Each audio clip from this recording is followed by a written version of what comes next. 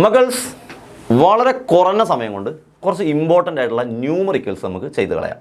കുറച്ച് structure of ആറ്റത്തിലെ കുറച്ച് ന്യൂമറിക്കൽസും ഇക്വിലിബ്രിയത്തിലും വളരെ കുറഞ്ഞ സമയം കൊണ്ട് കുറച്ച് ഇമ്പോർട്ടൻ്റ് ആയ നിങ്ങൾ നിർബന്ധമായിട്ടും ചെയ്ത് പഠിക്കേണ്ടുന്ന, ചെയ്ത് ശ്രദ്ധിച്ചു പോകേണ്ടുന്ന ആ ഭാഗത്തുനിന്ന് ന്യൂമറിക്കൽ വരാൻ ചാൻസ് ഉള്ള കുറച്ച് ഭാഗങ്ങളാണ് നമ്മൾ ചെയ്യുന്നത്. ഓക്കെ, സ്ട്രക്ചർ ഓഫ് ആറ്റത്തിലെ ഫസ്റ്റ് ക്വസ്റ്റ്യൻ ആണ് നമ്മളിപ്പോൾ ഈ കാണുന്നത്, നിങ്ങളിവിടെ കാണുന്നത്. The photon has a momentum as well as wavelength. ഓ, അതൊക്കെ ഞങ്ങൾക്കറിയാം. ക്വസ്റ്റ്യൻ പോരട്ടെ.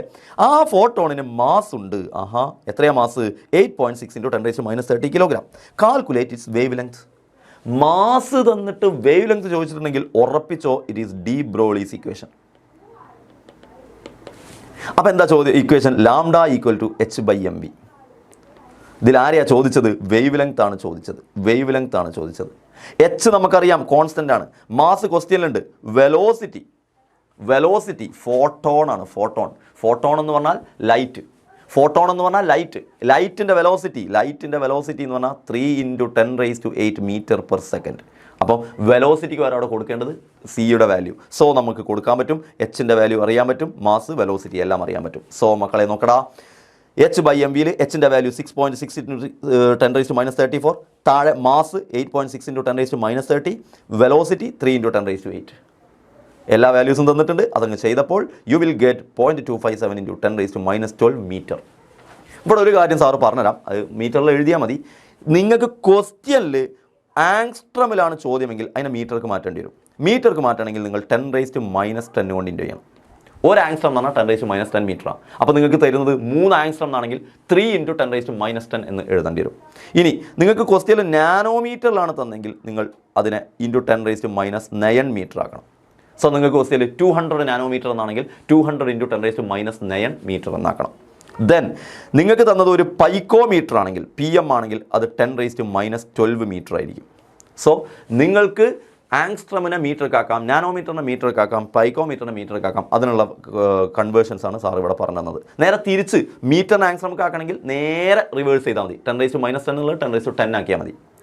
അപ്പോൾ 1 മീറ്റർ എന്ന് പറഞ്ഞാൽ എത്ര നാനോമീറ്റർ? 10�9 നാനോമീറ്റർ ആയിരിക്കും. നേരെ തിരിച്ച് നേരെ റിവേഴ്സ് ആലോചിക്കുക, മൈനസ് കളയുക.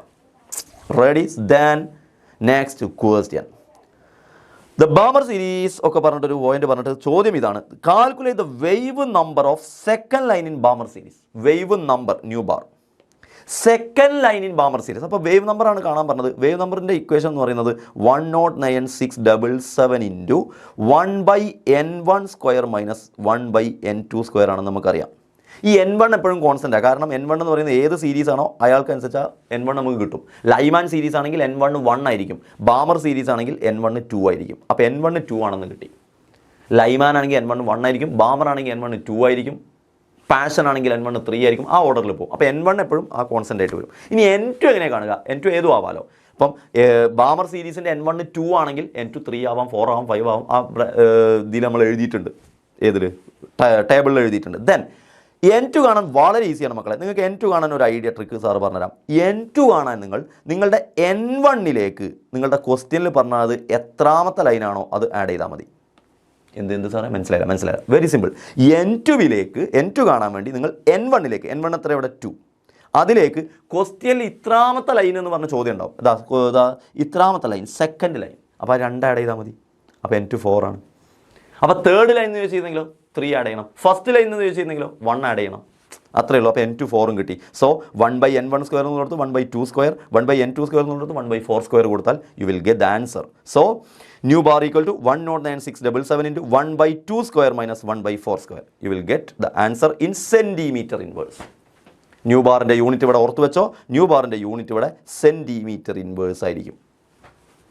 Okay, ready? Then muggles, the uncertainty principle contributed significantly in the formulation of the quantum mechanical model. അങ്ങനെ പറഞ്ഞിട്ട് ചോദ്യം ഇതാണ്: an electron is moving with a velocity of 2.5 × 10⁶ m/s. അപ്പോൾ വെലോസിറ്റി തന്നിട്ടുണ്ട്.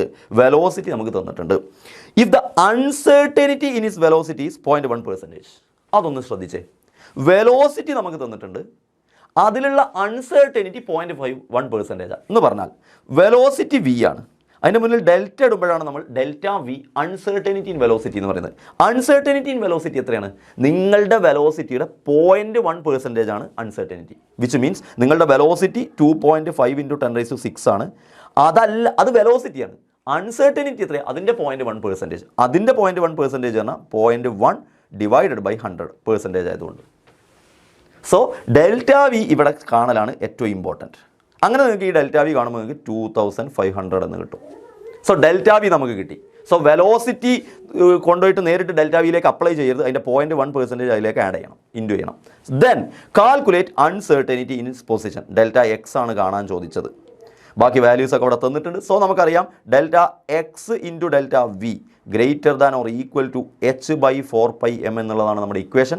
അതിൽ ഡെൽറ്റ വി ക്വസ്റ്റ്യനിലുണ്ട്. സോ ഡെൽറ്റ എക്സ് ആണ് കാണേണ്ടത്. Delta x equal to h/4πm into delta v. മക്കൾസ് ഇതിൽ നിങ്ങൾക്ക് എച്ചിൻ്റെ വാല്യൂ കൊടുത്താൽ മതി. 4 അറിയാം, പൈ അറിയാം, മാസ് ക്വസ്റ്റ്യനിലുണ്ട്, ഇലക്ട്രോണിൻ്റെ മാസ്, ഇലക്ട്രോണാണ് മൂവ് ചെയ്യുന്നത്, ഇലക്ട്രോണിൻ്റെ മാസ് അത് ക്വസ്റ്റ്യനിൽ തന്നിട്ടില്ലെങ്കിൽ നിങ്ങൾക്കറിയാം 9.1 × 10⁻31 തന്നിട്ടില്ലെങ്കിൽ ഞങ്ങൾക്കറിയാം, സാറോട് ആര് പറഞ്ഞു എന്നാൽ അറിയണം. ഓക്കെ, മാസ് ഉണ്ട്. ഡെൽറ്റ വി ഇതാ നമുക്ക് 2500 ഇത് ചെയ്തപ്പോൾ കിട്ടി. അതങ്ങ് കൊടുത്താൽ you will get the answer like this. അടുത്ത ക്വസ്റ്റ്യനിലേക്ക് പോവാം. നോക്കിക്കേ question. Weak acids are partially ionised in aqueous solution. Then ചോദ്യം ഇതാണ്, ഇക്വിലിബ്രിയം എന്ന് പറഞ്ഞ ചാപ്റ്ററത്തെ ക്വസ്റ്റ്യൻ ആണ്. Calculate p h of 0.01 molar acetic acid solution. വളരെ ഡൈല്യൂട്ട് ആയിട്ടുള്ള ഒരു acetic acid solution 0.01 molar, which means അത് കോൺസെൻട്രേഷൻ ആണ്, സി ആണ്. അസറ്റിക് ആസിഡ് സൊല്യൂഷൻ്റെ കോൺസെൻട്രേഷൻ 0.01 മോളാർ. അപ്പോൾ സി കിട്ടി. Then with the degree of ionisation അല്ല, ക്വസ്റ്റ്യനിൽ തെറ്റാണ്. അയണൈസേഷൻ കോൺസ്റ്റൻ്റ് ആണ് ഈ തന്നത്. Ionisation constant 0.045. Ionisation constant, dissociation constant. ഒരു ആസിഡാണ് ബ്രേക്ക് ചെയ്യുന്നതെങ്കിൽ KA എന്ന് പറയും, ഒരു ബേസാണ് ബ്രേക്ക് ചെയ്യുന്നതെങ്കിൽ KB എന്ന് പറയും. ഇവിടെ അസറ്റിക് ആസിഡ് ആയതുകൊണ്ട് ഇതിൻ്റെ കോൺസ്റ്റൻറ്റ് KA. അപ്പോൾ പി എച്ച് കാണാൻ ചോദിച്ചിട്ടുണ്ട്, പക്ഷേ ക്വസ്റ്റ്യനിൽ സിയും കെയും ആണ് തന്നത്. എങ്ങനെ കാണും നോക്കിയേ. പി എച്ച് കാണാനുള്ള ഇക്വേഷൻ നമുക്കറിയാം, -log കോൺസെൻട്രേഷൻ ഓഫ് H+. പക്ഷേ H+ൻ്റെ അളവൊന്നും നമുക്ക് ഇവിടെ ഇല്ല. പക്ഷേ നിങ്ങൾ അറിയണം, ഇവിടെ അസറ്റിക് ആസിഡ് എന്ന് പറഞ്ഞാൽ CH3COOH ആണ്. ഈ CH3COH ബ്രേക്ക് ചെയ്യുമ്പോൾ നമുക്ക് അവിടുന്ന് പറയാവുന്ന ഒരു പോയിന്റ്, കോൺസെൻട്രേഷൻ ഓഫ് H+ എന്ന് പറയുന്നത് C ആൽഫ ആയിരിക്കും. നോട്ട് ചെയ്ത് വെച്ചോ, concentration of H+ C alpha ആയിരിക്കും. അപ്പോൾ കോൺസെൻട്രേഷൻ ഓഫ് H+ കിട്ടാൻ നമുക്ക് C ആൽഫ കിട്ടിയാൽ മതി. അതിൽ C ക്വസ്റ്റ്യനിലുണ്ട്, ആൽഫ അറിയില്ല. അപ്പോൾ ആൽഫ ഇവിടെ നിന്ന് കിട്ടും. ആൽഫ കിട്ടാൻ നമുക്ക് മറ്റൊരു ഇക്വേഷൻ ഉണ്ട്, KA = C alpha square. C alpha square by 1 - alpha എന്നൊക്കെ ഉണ്ട്. പക്ഷേ ഡൈല്യൂട്ട് സൊല്യൂഷൻ ആയതുകൊണ്ട് C alpha square എടുത്താൽ മതി. So KA = C alpha square. ഇതിൽ KAയും ഉണ്ട്, സിയും ഉണ്ട്.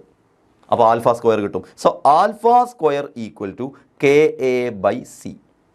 Then alpha = √KA/C. സോ അങ്ങനെ ആ ഇക്വേഷനിൽ നിന്ന് യു വിൽ ഗെറ്റ് ആൽഫ. ആ ആൽഫയുടെ വാല്യൂ ഇവിടെ കൊടുത്താൽ യു വിൽ ഗെറ്റ് H+. അപ്പോൾ H+ൻ്റെ വാല്യൂ കിട്ടിയാൽ ആ H+ലേക്ക് -log ചെയ്താൽ നിങ്ങൾക്ക് PH കിട്ടും. സെറ്റ്. അപ്പോൾ എങ്ങനെയൊക്കെയാണ് ചെയ്ത് നോക്കിക്കേ. ആദ്യം KAയുടെ വാല്യൂ ഇവിടെ ഉണ്ട്, സിയുടെ വാല്യൂ ഇവിടെ ഉണ്ട്. Then KA = C alpha square. അപ്പോൾ ആൽഫ = √KA/C. അപ്പോൾ KAയുടെ വാല്യൂ 4.5 × 10⁻², അഥവാ 0.045 ഡിവൈഡഡ് ബൈ 0.01 ചെയ്തപ്പോൾ ആൽഫയുടെ വാല്യൂ 2.12 കിട്ടി. ആൽഫയുടെ വാല്യൂ √KA/C ചെയ്തപ്പോൾ 2.12 കിട്ടി. അത് C ആൽഫയിലേക്ക് കൊടുത്തു. അപ്പോൾ സിയുടെ വാല്യൂ 0.01, ആൽഫയുടെ വാല്യൂ 2.12. അപ്പോൾ നിങ്ങൾക്ക് H+ൻ്റെ വാല്യൂ കിട്ടി. H+ൻ്റെ വാല്യൂ അല്ലെങ്കിൽ H3O+ൻ്റെ വാല്യൂ കിട്ടി. H+ or H3O+ൻ്റെ വാല്യൂ 2.12 × 10⁻² ആണെന്ന് കിട്ടി. അത് PHൻ്റെ വാല്യൂ കാണാൻ -log H3O+ൻ്റെ വാല്യൂ കൊടുത്തപ്പോൾ യു വിൽ ഗെറ്റ് 1.673. അപ്പോൾ മറന്നു പോവല്ലേ, H+ കാണാൻ C ആൽഫ, KA കാണാൻ C alpha square. മറന്നു പോവല്ലേ. അത് വെച്ചിട്ടാണ് നമ്മൾ PH കണ്ടത്. Ready. Then find the value of KC for the above equilibrium.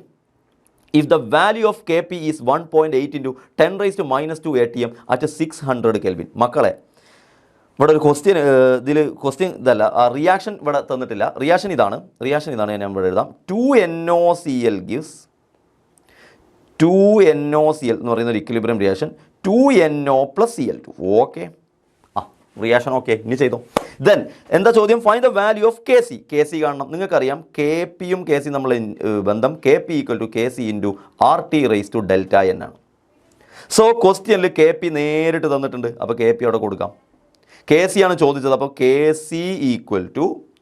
KC ആണ് കാണേണ്ടത്. അപ്പോൾ KC = KP / RT⁻Δn. അപ്പോൾ KPയുടെ പിന്നെ വാല്യൂ ക്വസ്റ്റ്യനിൽ തന്നിട്ടുണ്ട്. Rൻ്റെ വാല്യൂ 0.0821 എടുക്കണമെന്ന് ക്വസ്റ്റ്യനിൽ പറഞ്ഞിട്ടുണ്ട്. ടെമ്പറേച്ചർ 600 Kelvin അതും തന്നിട്ടുണ്ട്. Δn എവിടുന്ന് കിട്ടും? ഈ ഇക്വേഷൻ നിന്ന് കിട്ടും. എന്താ Δn? Δn = പ്രൊഡക്റ്റത്തെ ഗേഷ്യസ് നമ്പർ ഓഫ് മോൾസ്. ഇതൊക്കെ ഗ്യാസാണ്. 2NO ഗ്യാസാണ്, Cl2 ഗ്യാസാണ്, 2NOCl ഗ്യാസാണ്, എല്ലാവരും ഗ്യാസ്. അങ്ങനെയാണെങ്കിൽ product number of moles 2 + 1 3 minus റിയാക്ടൻറ്റിലെ നമ്പർ ഓഫ് മോൾസ് 2 2 - 2 1. അപ്പോൾ ഡെൽറ്റ n 1 ആയതുകൊണ്ട് റേസ് ടു 1 അങ്ങനെ തന്നെയാവും, വിച്ച് മീൻസ് KP/RT ആകും. അതങ്ങ് ചെയ്താൽ യു വിൽ ഗെറ്റ് KCയുടെ വാല്യൂ. സോ KP/RT, KPയുടെ വാല്യൂ 1.8 × 10⁻², ആറിൻ്റെ വാല്യൂ 0.0821, ടെമ്പറേച്ചർ 600 ചെയ്തപ്പോൾ you will get this value. Ready, last and final question. The solubility product of a Loach thrice is 1 × 10⁻36. Solubility product ആണ് തന്നത്, which means KSP ആണ് തന്നത്. Solubility productൻ്റെ constant അഥവാ solubility product ആണ് തന്നത്. Calculate solubility അഥവാ S ആണ് ചോദ്യം. KSP S നമ്മളുടെ ബന്ധത്തിൽ നമ്മൾ സെയിം എപ്പോഴും പഠിച്ചെടുക്കുന്ന ഇക്വേഷൻ എന്താ? KSP കാണാൻ x⁻x × y⁻y × s⁻x + y. ഇതല്ലേ നമ്മൾ പഠിക്കുന്ന equation, x⁻x × y⁻y × s⁻x + y. Then മക്കൾസ് എന്താണ് ഈ എക്സും വൈ ഒക്കെ? Very simple. എ ലോച്ച് ത്രൈസിൽ അലൂമിനിയത്തിൻ്റെ അളവാണ്, അലൂമിനിയത്തിൻ്റെ നമ്പറാണ് എക്സ്. അലൂമിനിയം 1 ഉള്ളൂ, അപ്പോൾ x = 1. സോറി, അലൂമിനിയം 1 ഉള്ളൂ, അപ്പോൾ x = 1. OH ത്രൈസിൻ്റെ എണ്ണം, OH 3 ഉണ്ട്, അപ്പോൾ വൈൻ്റെ എണ്ണം 3. സോ അത് ഇവിടെ കൊടുത്തു കഴിഞ്ഞാൽ 1:1, x⁻x 1:1, y⁻y 3:3, s⁻x + y x1 y3. So you will get 3:3 27, 27 s⁻4. So KSP = 27 s⁻4 എന്ന് കിട്ടും. നിങ്ങളോട് ചോദിച്ചത് എസ് കാണാനാണ്, അപ്പോൾ s⁻4 = KSP/27 കിട്ടും. ഓക്കെ, പക്ഷേ s⁻4 അല്ല വേണ്ടത്, എസ് ആണ് കാണുന്നത്. അപ്പോൾ s = KSP/27 the whole raised to, ഈ s⁻4 അപ്പുറത്തേക്ക് പോകുമ്പോൾ 1/4 ആകും. ഇതങ്ങ് കാൽക്കുലേറ്ററിൽ ക്വസ്റ്റ്യനിൽ കൊടുത്താൽ മതി. സോ മക്കളെ, KSPൻ്റെ വാല്യൂ ക്വസ്റ്റ്യനിൽ തന്നിട്ടുണ്ട്. 1 × 10⁻36 / 27 whole the raised to 1/4 ചെയ്താൽ you will get 1 × 10⁻9 molar. So ഇക്വിലിബ്രിയത്തൊന്നും സ്ട്രക്ചർ ഓഫ് ആറ്റം എന്നുള്ള കുറച്ച് ന്യൂമറിക്കൽസ് ആണ് ചെയ്ത് നിങ്ങൾക്ക് വളരെയധികം ഉപകാരപ്പെട്ടെന്ന് വിചാരിക്കുന്നു. Thank you മക്കൾസ്.